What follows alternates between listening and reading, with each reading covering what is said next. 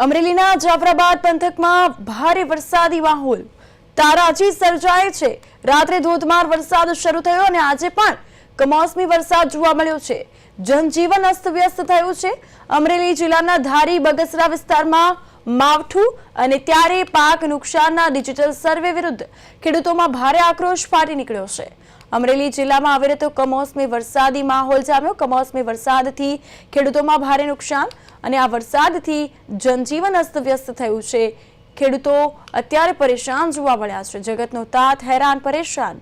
મોં પાસે આવેલો કોળિયો છીનવાઈ ગયો તેવી આ સ્થિતિ અને તેને કારણે અહીં વરસાદી માહોલને કારણે જે પ્રકારે ખેડૂતોને નુકસાન થયું છે તેને લઈને સર્વે અંગે માંગ કરાઈ છે। સર્વે કરીને સરકાર ખેડૂતોને સહાય આપે તેવી માંગ ખેડૂતો દ્વારા કરવામાં આવી રહી છે।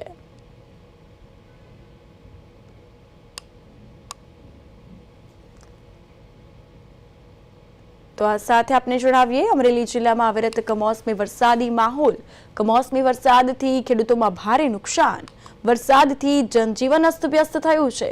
સીધી તસવીરો આપ ટીવી સ્ક્રીન પર જોઈ શકો છો કે ડિજિટલ સર્વે વિરુદ્ધ ખેડૂતોનો હાલ ભારે આક્રોશ છે, કારણ કે આ જે વરસાદી માહોલ છે તે વરસાદી માહોલ શિયાળાની સિઝનમાં જોવા મળ્યો છે। એટલે જે 4 મહિનાની ખેડૂતોની આ મહેનત છે, મહામૂલી મહેનત પર પાણી ફરી વળ્યું છે અને ત્યારે સરકાર દ્વારા સર્વે અંગેની વાત કરવામાં આવે છે। આ સર્વે કરવાની વાત અહીં સરકાર કરે છે, પરંતુ ખેતરોમાં 100% પાક જે છે તે નાશ થયો છે। તેથી ખેડૂતોનું કહેવું એવું થાય છે કે તમામ પાક નષ્ટ થઈ ગયો છે અને જે પ્રકારે નુકસાન થયું છે તો સર્વેની કોઈ જરૂર નથી, પરંતુ સ્વાભાવિક છે કે સરકારની રૂપરેખા અનુસાર સર્વે કરવું પણ જરૂરી છે। તો ખેડૂતોમાં હાલ ભારે આક્રોશ છે, પરંતુ સરકાર પણ પૂરા પ્રયાસ કરી રહી છે અને સરકાર સહાય આપશે તેવી રજૂઆત પણ કરી દેવામાં આવી છે। તેવી જે માહિતી છે તે પણ આપી દીધી છે। આ સાથે વધુ માહિતી માટે અમરેલીથી અમારા સંવાદદાતા અશોક મણવર લાઈવ જોડાઈ ગયા છે। જી અશોક, હાલ જે પ્રકારે સૌરાષ્ટ્ર પંથકમાં વરસાદી માહોલ જોવા મળ્યો છે, આમ તો વિધિવત રીતે ચોમાસાની વિદાય થઈ ગઈ હોય, પરંતુ હાલ ગુજરાત રાજ્યમાં કમોસમી વરસાદી માહોલ છે અને ખાસ કરીને સૌરાષ્ટ્રના જે પંથકો છે કે જ્યાં ભારે વરસાદ છે અને ખેડૂતો પરેશાન છે, કેવી સ્થિતિ હાલ? ચોક્કસ કહી શકાય કે ખેડૂતો દ્વારા પણ આશાઓ રાખી રહ્યા છે કે તેમને જે ડિજિટલ સર્વેની કામગીરી છે તે ડિજિટલ નહીં, પરંતુ આખા વિસ્તારની અંદર જે નુકસાની થઈ છે તો પછી ડિજિટલ સર્વેની આમાં કોઈ વાત આવતી નથી। રાજ્યના મુખ્યમંત્રી દ્વારા પણ તાત્કાલિક સર્વે થાય તેને લઈને રાજ્યના મંત્રીઓને પણ આ વિસ્તારની અંદર મોકલવામાં આવ્યો હતા। અમરેલી જિલ્લાના વિસ્તારની અંદર તેના અહીંના સ્થાનિક ધારાસભ્ય શ્રી કૌશિકભાઈ વેકરિયા અને રાજ્ય સરકારના મંત્રી ઉર્જા મંત્રી છે તેમણે પણ આ વિસ્તારની અંદર મુલાકાત લીધી હતી। સ્થાનિક ધારાસભ્યોને પણ સાથે રાખ્યા હતા, સંસદ સભ્ય પણ સાથે હતા અને આ વિસ્તારની મુલાકાત કરવામાં આવી હતી। તો ત્યાંના ખેડૂતો પણ અત્યારે ઈચ્છી રહે છે કે વહેલી તકે જો આમનું સર્વે થાય અને વહેલી તકે જો પાકને નુકસાનનું વળતર મળે તો તેઓ લોકો છે આગામી દિવસોમાં શિયાળાનું જે પાક છે તેનું વાવેતર કરી શકે તેવી પણ આશાઓ રાખી રહ્યા છે। પરંતુ હવે સરકાર દ્વારા ક્યારે સર્વેની કામગીરી પૂર્ણ કરે ત્યારે તેમને વળતર આપે તે જોવાનું રહ્યું છે। બિલકુલ બિલકુલ અશોક, આપને પૂછવા માંગીશ કે જે પ્રકારે ડિજિટલ સર્વેની વાત કરવામાં આવી રહી છે સરકાર દ્વારા, ત્યારે ખાસ કરીને ગ્રામ્ય પંથકો છે કે જ્યાં નેટવર્ક ઇસ્યુ રહેતા હોય છે, એ નેટવર્ક પ્રોબ્લેમ્સ રહેતા હોય છે, તો ખેડૂતોએ શું આ નેટવર્ક રિલેટેડ અને આ ડિજિટલ સર્વે ન થાય અને રૂબરૂ આવીને અહીં તપાસ કરવામાં આવે તેને લઈને ગામના સરપંચને કે કોઈને જાણ કરી છે ખરા? ચોક્કસ કહી શકાય છે ગ્રામ્ય વિસ્તાર છે ત્યાંના ખેડૂતો પણ એકઠા થાય છે અને ગ્રામ પંચાયતને પણ આ બાબતે રજૂઆત કરી છે।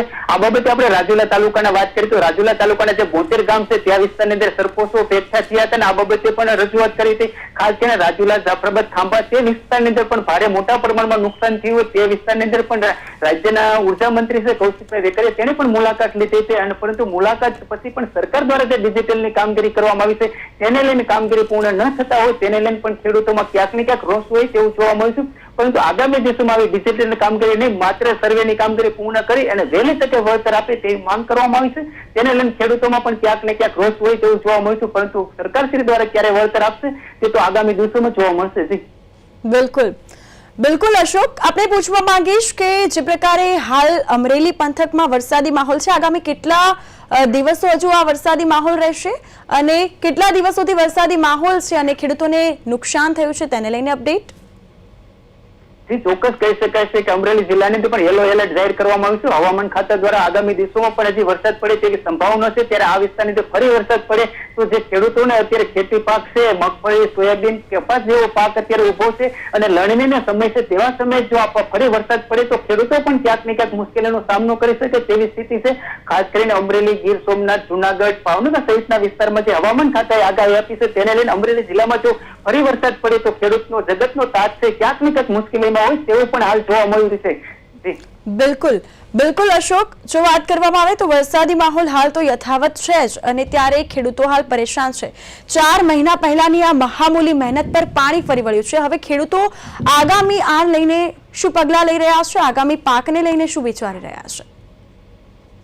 જે ચોક્કસ કહી શકાય ખેડૂતો દ્વારા પણ આશાઓ રાખી રાખે છે. સરકાર દ્વારા વહેલી તકે સર્વેની કામગીરી કરીને જો એમને વળતર મળે તો આગામી દિવસોમાં ચોમાસું શિયાળુ વાવેતર કરવાનું હોય, ઘઉં, ચણા સહિતના જે પાકનું વાવેતર કરવાનું હોય તે મોટા પાયે આ વિસ્તારની અંદર વાવેતર થતું હોય છે.